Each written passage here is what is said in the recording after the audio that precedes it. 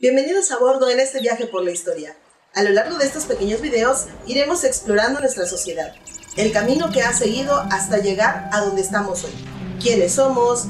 ¿Qué hacemos? ¿Qué pensamos? Pero si ya estamos listos, viajeros, comencemos.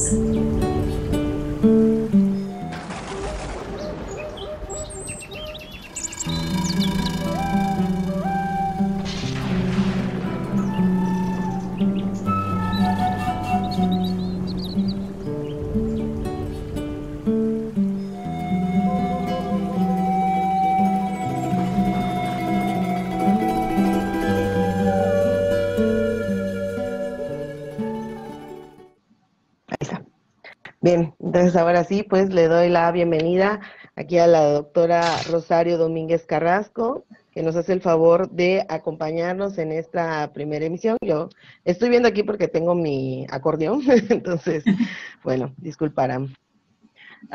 Sí, tenemos pues aquí a que ella es arqueóloga, pero pues ha estudiado, tiene un doctorado en estudios mesoamericanos, si no mal tengo el dato, ya ahora ella nos confirmará, y trabaja como catedrática en la Facultad de Humanidades y en la Facultad de Ciencias Sociales. Entonces es todo un honor tenerla aquí, fue mi profesora en la carrera de Historia y por eso pues la invité a participar con nosotros en este pues primer enlace que estamos teniendo.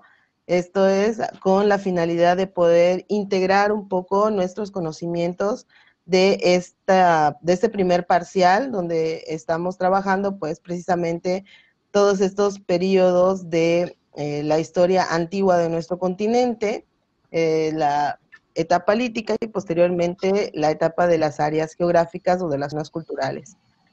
Bueno, con esto pues damos inicio con esta pequeña charla, va a ser muy corta, porque bueno, es simplemente para hacer este contacto, poder conocer a más personas que trabajen en este ámbito. Para esto, pues, vamos a cederle la palabra a nuestra invitada, que nos hable un poquito acerca de, pues, cuál es su profesión, ¿no? En este caso, y qué es lo que está trabajando actualmente. Yo por ahí en el Face les dejé, pues, una pequeña reseña, pero, pues, vamos a escucharla primero. Adelante, doctora. Ok, muchas gracias, Sara, y bueno, buenos días a todos. Agradezco a la maestra Sara la invitación para abrir este ciclo de pláticas. La verdad, como bien lo mencionó, fui su maestra, una excelente alumna. Y bueno, qué bueno que tengo esa oportunidad de platicar con ustedes sobre mi profesión, a lo que me dedico. Yo soy arqueóloga, soy egresada de la Escuela Nacional de Antropología e Historia y bueno, como ustedes ya a través de sus clases han aprendido, pues la arqueología es parte de la antropología, ¿no? La antropología es una ciencia muy amplia que tiene como objeto principal estudiar el hombre y como tal surge, bueno, aparece la arqueología como una de estas disciplinas de la antropología para estudiar, igual tiene como objeto de estudio el hombre. Pero, ¿qué es lo que distingue a la arqueología de otras disciplinas de la antropología, como la antropología social, como la antropología física o como la etnología? Pues es precisamente estudiar al hombre a través de sus restos materiales. O sea, nosotros los arqueólogos nos dedicamos a estudiar las sociedades pasadas a través de los restos materiales. A diferencia del antropólogo, el antropólogo trabaja directamente con las personas, trabaja, el antropólogo no solamente puede hacer antropología en comunidades, sino también antropología urbana. Entonces tiene a las personas para poder platicar con ellas y obtener la información. Nosotros los arqueólogos no tenemos a estas personas pues ya son sociedades desaparecidas, pero a través de todas sus restos materiales vamos a tratar de reconstruir cómo fue su vida durante los diferentes periodos cronológicos. Y bueno, ya ustedes saben lo que es el área mesoamericana, que es una gran área cultural, que la distingue de, por ejemplo, de Aridoamérica, precisamente por las características físicas y culturales. Lo que tenemos en Mesoamérica es una diversidad ecológica enorme, que fue lo que propició para que grandes culturas se establecieran en toda esta región mesoamericana, que bueno, va desde lo que es el río Lerma, tiene una delimitación natural, que es desde el río Lerma hasta la península de Nicoya, ya lo que es Centroamérica. Bueno, entonces, en toda esta área cultural se establecieron culturas en diferentes regiones culturales. Nosotros estamos en lo que fue la región maya, y en donde, bueno, se estableció, tenemos como evidencia solamente a la cultura maya, a diferencia de otras regiones culturales que tenemos la presencia de más de una cultura. Ahora, en cuanto a asentamientos, tenemos una gran herencia que nos han dejado estas grandes culturas a través de los sitios arqueológicos. Aquí en el área maya, en la región maya, contamos con cantidad de sitios arqueológicos que están distribuidos en las diversas divisiones fisiográficas que presenta por sí misma la región maya. Yo he tenido la oportunidad de trabajar en sitios que están localizados en lo que se conoce como las tierras bajas mayas del Petén, pero también he tenido oportunidad de trabajar sitios del norte, como Cobá, que está en Quintana Roo, entonces ya queda más al norte. Y bueno, y Calakmul pues me ha dado muchas satisfacciones por los trabajos que se han realizado. También hoy en día estamos trabajando en Oxpemul, que es otro sitio que se encuentra muy cerca de Calakmul, y ambos están ahorita dentro de lo que se conoce como la reserva de la biosfera de Calakmul. Y bueno, y actualmente muy bien, pues vamos. Perdón, bueno, actualmente sigo estos trabajos, pero también me he especializado en una línea de investigación que se llama arqueometría, que es el estudio de estos materiales arqueológicos a través de ya técnicas físicas y químicas. No, sí, iba a hacer la nota de que les iba a dejar, pues, en las cajitas de descripción, todo lo que son algunas lecturas de los textos que les compartí en el Facebook, que usted, bueno, ha trabajado en ellos, para quien tenga, pues, más interés en conocer un poquito más acerca de esta región, sobre todo que comentaba del Petén, que es toda esta zona de Calakmul, aquí en el estado de Campeche, ¿no? Y bueno, abarca pues más parte de también un poco Chiapas y lo que es Guatemala, ¿no? Toda esta zona. Entonces, bueno, pues ahí les vamos a dejar el enlace. Bueno, como usted comentaba que la arqueología en este caso, ¿no? Que va a ser pues el eje en el que va a trabajar, está relacionada pues también con la antropología, la etnología, que en parte pues también hemos hablado de ellas en clase, pero pues nos interesa un poquito conocer este enlace con la historia. Entonces, ¿qué importancia considera que tendrían estos descubrimientos o estos trabajos arqueológicos con la historia? Ok, bueno, una de las ventajas que tenemos los arqueólogos es realizar algunos descubrimientos, y eso nos va a proporcionar información novedosa para acrecentar todos los conocimientos que se tienen a la fecha. La arqueología, o sea, podemos decir que la arqueología no tiene un límite de tiempo. Todos los conocimientos que estamos generando revolucionan día a día todo lo que está escrito ya en cuanto a arqueología.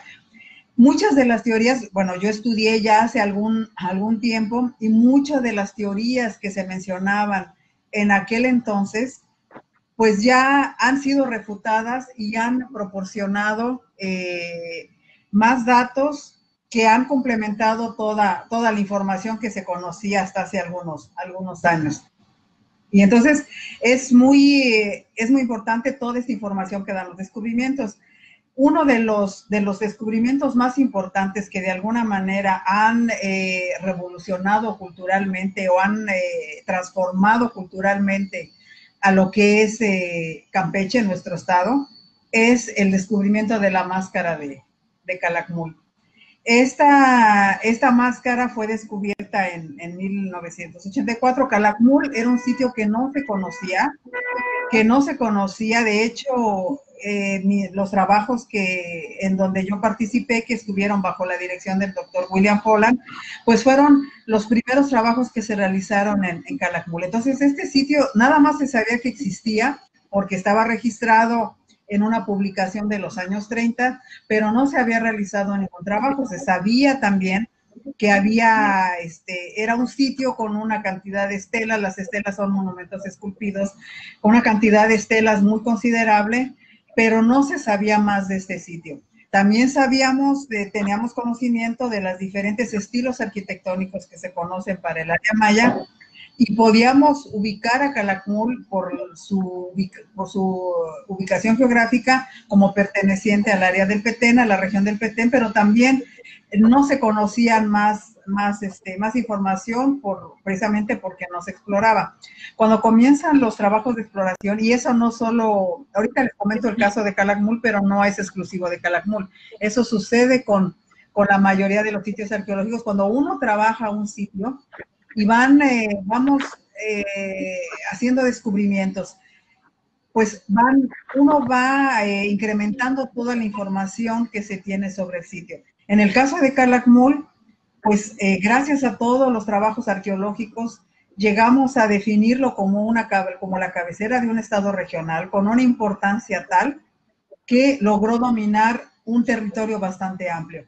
Y si vemos, estamos hablando de 1984 que se hicieron los trabajos, los estudios posteriores que se han realizado con sitios que están en la periferia de Calakmul han corroborado esta importancia. Y también gracias a todas las exploraciones arqueológicas que se han llevado a cabo en varios sitios mayas, no solo por mexicanos, sino la mayoría por extranjeros, pues hemos entendido cómo fue todo este linaje de la dinastía Kan. De los que se establecieron en Calakmul, hemos podido determinar de dónde venía este linaje y los motivos por los cuales se establecieron en Calakmul, y de ahí cuál fue su influencia también hacia su periferia. Bueno, la máscara de jade pues es una prueba de que nos muestra esta importancia, la importancia de este sitio, toda la cerámica que se ha encontrado, este códice que también nos habla de muchas relaciones diplomáticas que tuvo Calakmul con otros asentamientos. Entonces, pues los descubrimientos arqueológicos nos enriquecen los conocimientos respecto al periodo prehispánico. La historia tiene otras fuentes de estudio. Bueno, las fuentes históricas son clave para entender todo este periodo de la historia a partir de la conquista española, pero todos estos materiales, las evidencias culturales y las evidencias materiales que se descubren día a día en todas las exploraciones de los sitios arqueológicos, pues nos enriquecen todo lo que corresponde a la vida prehispánica de todas estas sociedades. Muy bien, sí, precisamente ahí, bueno, tenemos el punto de las fuentes, ¿no? Y de estas evidencias arqueológicas, pues también como parte de las fuentes de la historia, ¿no? Para conocer, bueno, en este caso, mencionaba el caso de Calakmul, que sí, es un sitio bastante reciente, que se le ha dado pues promoción en los últimos 20 años, ¿no? Yo recuerdo haber ido del año 2000 o quizá un poco menos, cuando ni siquiera estaba abierta la zona. Me tocó ver la zona cuando todavía no estaba restaurada ni abierta al público. Pero pues sí, es importante que vayamos pues conociendo esta parte ahora sí, de la historia, no solo de la zona, de la región del Petén, que va a ser importante, sino esa parte cómo nos corresponde como Estado, ¿no? Y a la vez, bueno, eso nos servirá para poder valorarla y cuidarla, porque pues al menos en Campeche estamos como que muy encerrados, o al menos es mi parecer, en lo que es la capital, ¿no? Pero no volteamos a ver, pues, muchas veces la riqueza que hay, digamos, en el norte, porque incluso algunos municipios como Calquinibe, Cali y demás, a veces hasta se identifica más con Yucatán que con Campeche, ¿no? Sí. Y el caso de la zona sur, Salvo Carmen, al menos aquí en Escárcega, donde están mis alumnos, ¿no? Y parte de lo que es Calakmul y todo esto, pues muchas veces, ¿cuántos de nosotros habremos ido, ¿no? A estas zonas? ¿Cuántos habremos, o sabemos que, por ejemplo, en este caso, la importancia de los descubrimientos de Calakmul, ¿no? Sí. Lo importante que ha sido esta zona. Entonces, cuando viene alguna situación, pues quizá hay destrucción de la selva, destrucción de todo, pero pues no sabemos, ¿no? Y no estamos valorando lo que tenemos, pues Sí. esta riqueza que como parte de la historia es importante, parte de nuestra identidad es importante. Exactamente, sí, nada más complementando, Bueno, efectivamente, es importante que todos los chicos, todos conozcamos nuestro patrimonio cultural y hacer conciencia de cuidar y proteger nuestro patrimonio, porque si no lo cuidamos nosotros, pues que somos los más interesados, se pierde. sí, y bueno, tengo por ahí también exalumnos que espero que estén viendo, que están ahora en las licenciaturas de Ah, turismo, es por muy ejemplo, ahí importante. en Ajá. Escarte y demás. Entonces, bueno, también pues un poquito, que pudieran no trabajar estos temas y ver qué pasa. Pero vamos a platicar más Sí, adelante con más detalle ajá, de este caso, ¿no? sí. Específico de la famosa máscara de Calakmul, que además, bueno, está expuesta en un museo aquí en Campeche, hasta donde pues no tiene altos registros de visita por parte de gente local, que espero que eso cambie. También vamos a estar por ahí trabajando pues para que esto Sí. pues se difunda y se conozca, ¿no? Para continuar con nuestro tema, dice, ¿qué nos puede comentar sobre estas diferencias entre la cultura maya, ahora sí propiamente del periodo clásico, que es donde usted trabaja, y, por ejemplo, los mayas actualmente? No sé, por ahí alguna notita que nos pudiera dejar. Sí, bueno, más que referirnos a un periodo específico, yo diría la cultura maya prehispánica, ¿no? Porque todo lo que es los tres periodos, el preclásico, clásico y posclásico, finalmente los tres periodos hablan sobre una sociedad maya prehispánica. Entonces, las evidencias que tenemos de esta sociedad, bueno, en el periodo clásico, pues gran parte de todo lo que sabemos es a través de los restos materiales, eran las fuentes arqueológicas mismas que nos proporcionan la información sobre cómo fueron esas sociedades. Ya para el posclásico, pues ya aquí, como ya lo hemos mencionado, ya entran otro tipo de fuentes, como las históricas castellanas, que son todos los relatos de los que participaron en la conquista y de los que llegaron después de la conquista y que de alguna manera dejaron escritos, o sea, en documentos sobre cómo vieron ellos las sociedades de estas sociedades mesoamericanas, pero aquí ya en el periodo posclásico, que fue el momento en el que llegaron. Y lo mismo tenemos información para ese periodo a través de las fuentes históricas indígenas, que eso serían, a diferencia de las anteriores, pues los relatos de los cronistas indígenas que expresan con palabras de su propia lengua, pues todas sus costumbres, sus conocimientos, todo lo relacionado a su forma de vida. Entonces, gracias a todas estas fuentes, tanto las arqueológicas como las que tenemos para el posclásico, pues nos hemos dado cuenta que las sociedades mayas actuales conservan mucho de esas sociedades prehispánicas. O sea, no podemos decir que hay una ruptura total entre los mayas del periodo clásico, o la cultura maya del periodo clásico prehispánico con los mayas actuales. Como bien lo mencionó hace unos momentos su maestra, existe una identidad en las comunidades mayas actuales que nos permite visualizar muchos de los aspectos de los mayas prehispánicos. Por ejemplo, uno de los ejemplos claros que yo les pongo igual a mis alumnos y que realmente, o sea, es un ejemplo muy, muy, muy claro y que también nos habla sobre un elemento, una manifestación cultural muy importante que tuvieron los mayas prehispánicos, es la presencia de las chozas.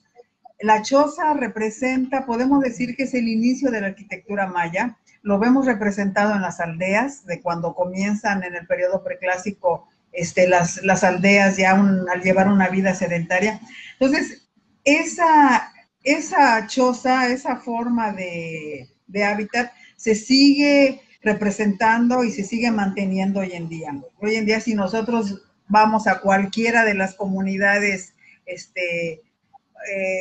mayas, lo primero que vamos a ver cuando uno entra a una comunidad es la choza.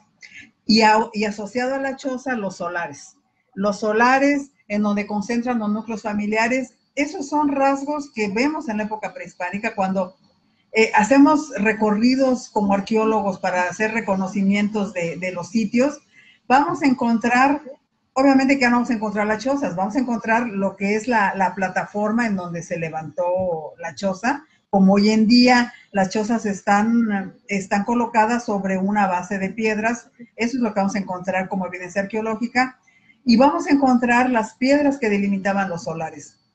Entonces, esos son elementos culturales que hoy en día los seguimos viendo en las comunidades y siguen concentrando en esos solares a los núcleos familiares. Otro de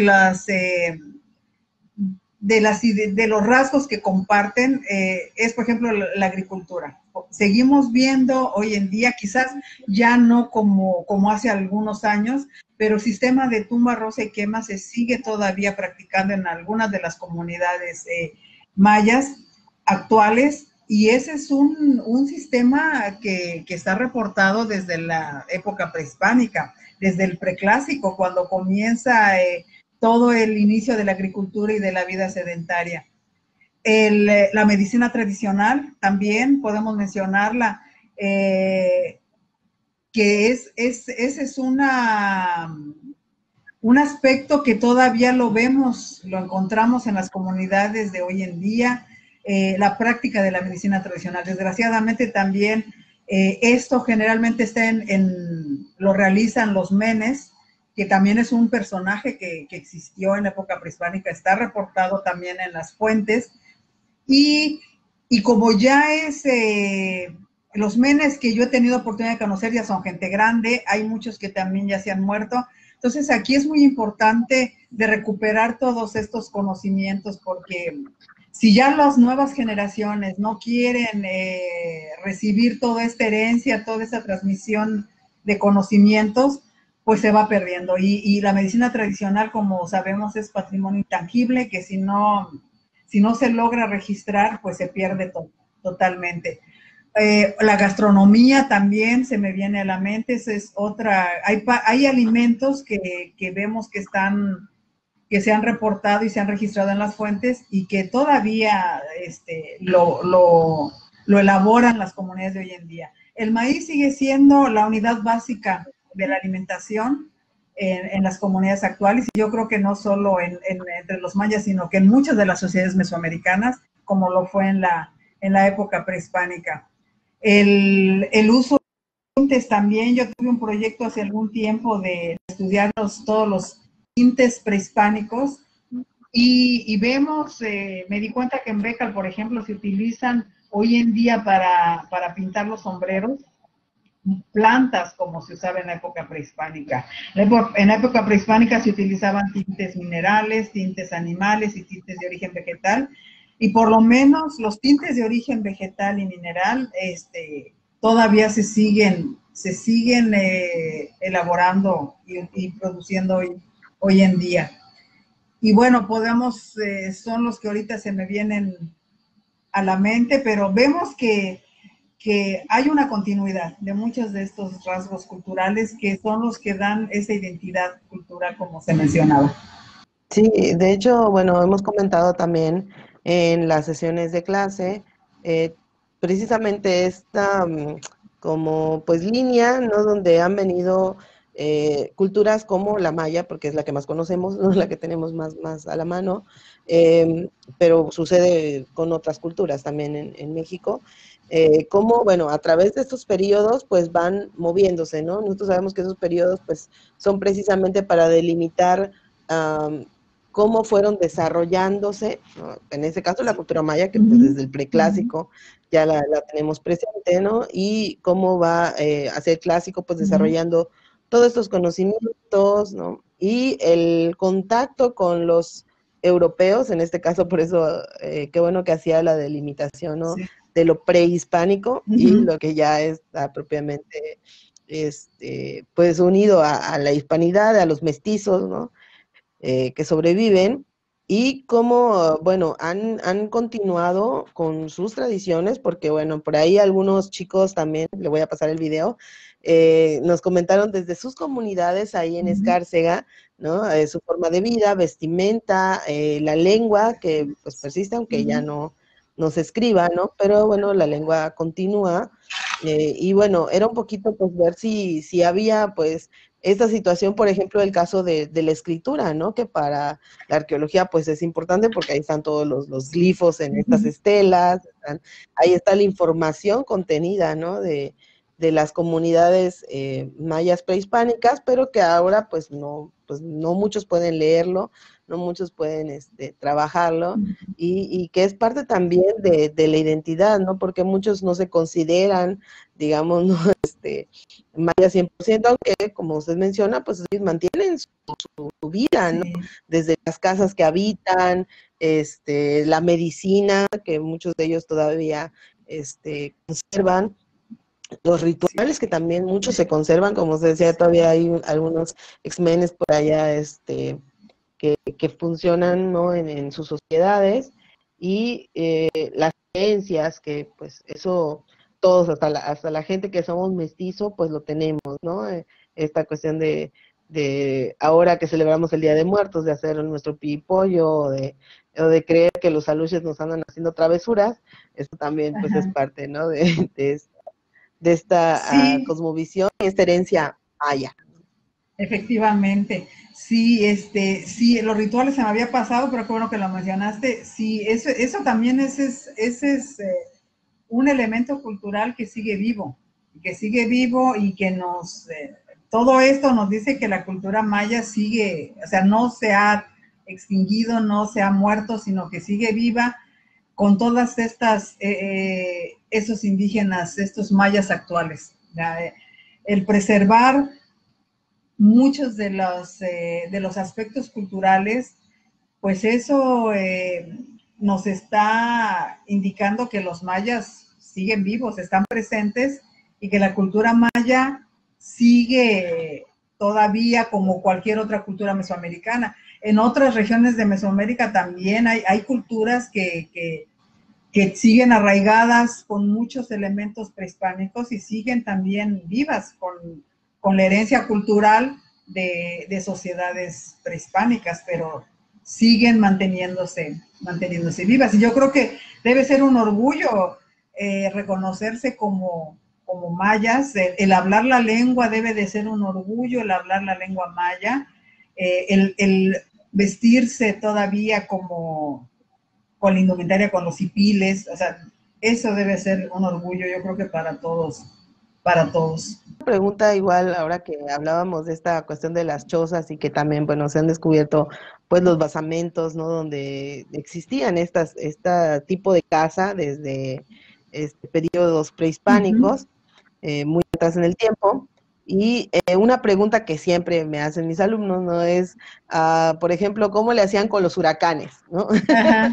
Si las casas pues no son tan así de material como las de nosotros, entonces no Pues sé, ese tipo de ahí cosas de sí sus está, en cuanto, bueno, esta pregunta ya nos lleva a hablar sobre lo que es la población en general, ¿no? Toda la población que vivía en este tipo de chozas. Yo creo que igual sufrían con los huracanes, pero aquí lo impresionante es que los huracanes que hubieron seguramente hace algunos años, pues mantuvieron en pie todos los grandes edificios que todavía son los que vemos hoy en día en los sitios arqueológicos. Entonces, ahí es un poco también para reflexionar los buenos ingenieros, los buenos arquitectos que fueron estos mayas al construir todas estas, me refiero a los monumentos, ¿no? A las pirámides, el construir todas este tipo de arquitectura y que a través de tantos años sigan en pie. Ahora, y hasta hoy en día es cuando vemos que están sufriendo daños por terremotos, por huracanes, que empiezan a sufrir daños algunos de las estructuras de sitios arqueológicos importantes. Pero imagínense cuántos años pasaron igual con fenómenos, con catástrofes naturales y se mantienen en pie. Ahora, hablando de las chozas, pues yo creo que inevitablemente sí han de haber sufrido daños. Estamos hablando de chozas de bajareque, como las vemos hoy en día, con techo de palma, de guano o de paja, ¿no? Cualquier material, que pues no creo que haya resistido algún huracán así ya con vientos muy grandes, como los semejantes a los de la categoría 5, más o menos 4 o 5 de un huracán. Debieron haber, yo creo que también sufrido desastres. Pero bueno, esas evidencias de eso sí no lo podemos confirmar, porque por lo que encontramos cuando hacemos nuestros recorridos, nada más encontramos las bases, los basamentos, las plataformas en donde se levantaron todas estas casas, estas chozas, y que bueno, asumimos que se destruyeron por el tiempo, ¿no? O sea, pues, es material perecedero que difícilmente se logra conservar. Pero yo creo que posiblemente sufrieron igual daños como hoy en día, pero no. Sí, y el abandono, ¿no? Precisamente. Sí, el abandono, y esas casas abandonadas tuvo. Empiezan a caer, a destruir, y el material pues se empieza a desaparecer, o sea, no es perecedero. Entonces, más bien creo sería esto, ¿no? Es decir, el cuidado que se tenía de las casas, pero que de cierta manera también era como algo más integrado a la naturaleza, sí, ¿no? Porque incluso cuando construían estas pirámides, pues alrededor vamos a ver demasiada vegetación, que probablemente pues eso también cubría, sí, ¿no? Pues era algo más ecológico, diríamos ahora, sí. Era algo más unido a la naturaleza, y eso pues, ¿no? A diferencia de actualmente, donde para construir las ciudades pues devastan ahí grandes cantidades de terreno, Sí, y pues vienen los huracanes y no tenemos ni un arbolito que nos cubra, ¿no? Eso sí influye, es muy importante. Sí, hay registros de sequías, o sea, sí hay en estudios paleoambientales, se han registrado momentos de mucha lluvia, con mucha precipitación, pero no sabemos si al grado de que haya sido un huracán. Tenemos registros de sequías, o sea, y tan fuertes que muchas de las sequías fueron los que originaron también el desplazamiento de algunas de estos grupos, de estas sociedades que se movieron a otros lugares en donde hubiera por lo menos la presencia del agua como una fuente permanente, que la tuvieran ahí. En el caso de que hubiera sequías, pues tenían ahí fuentes permanentes de agua.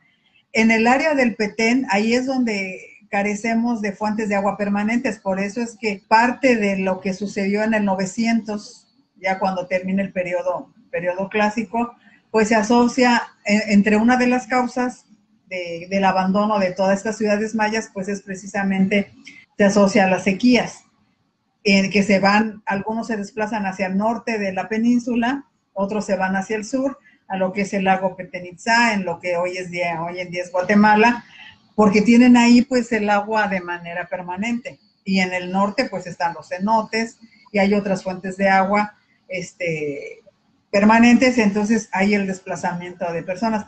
Y eso, y nada más, igual complementando lo que mencionaste, Sara, del por qué las divisiones. Efectivamente, el por qué se hace la división entre el preclásico, clásico y posclásico, porque a nosotros los arqueólogos, bueno, no a nosotros, sino a los que establecieron, a los arqueólogos que les tocó en su momento establecer esta división, pues fue precisamente, como menciona la maestra Sara, por el desarrollo cultural que se observó a través de los materiales.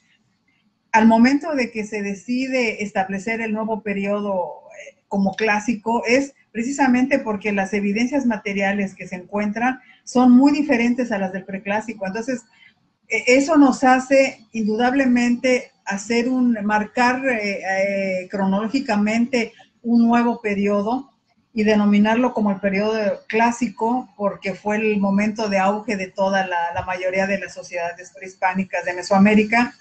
Y el por qué se decide establecer más adelante, ya cerca de 900, un nuevo periodo como posclásico, por lo mismo, porque hay cambios muy drásticos desde el punto de vista de cultural, que nos hacen definir que aquí ya el clásico aquí termina y comienza un nuevo periodo con otras nuevas características culturales. Entonces sí es muy importante hacer marcar esto de los 3 periodos, la distinción entre los 3 periodos. Pero los 3 periodos, lo que sí no hay duda es que nos están mostrando un desarrollo cultural de todas las sociedades mesoamericanas, hasta el momento de la conquista, que si no se hubiera realizado todo este proceso de conquista, pues no sabemos hasta qué fechas, qué hubiera pasado con todas estas sociedades mesoamericanas, pero sí.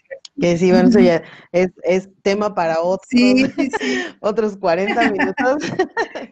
Entonces, bueno, ya vamos a despedir aquí con una pena enorme porque pues nosotros quisiéramos seguir platicando, No. pero pues también, bueno, es un poquito la cuestión del tiempo en vivo, de la situación de la tecnología, entonces pues vamos a dejarlo por el día de hoy hasta aquí, pues esperemos que no sea la única vez que nos acompañe aquí la doctora Rosario, que podamos tenerla más adelante, porque quedan muchos temas pendientes Sí. acerca de estas culturas, de la historia de México y Latinoamérica, ¿no? Ok, claro que sí, cuando gusten, yo encantada de la vida, de poder compartir más minutos contigo y con todos tus alumnos. Y sí, les digo, vamos a tener algunos minutos más, pero bueno, de manera diferida, vamos a continuar aquí con la doctora, pero pues por el momento, por este en vivo, pues vamos a dar por finalizada la actividad y esperemos que surjan muchas dudas, que nos dejen ahí en los comentarios para que, bueno, podamos hacérselas llegar a la doctora o para que podamos trabajarlas en otro momento, ¿no? De estas charlas. Entonces, pues, muchas gracias, doctora. No, pues a ti de nuevo por la por el día de invitación. hoy.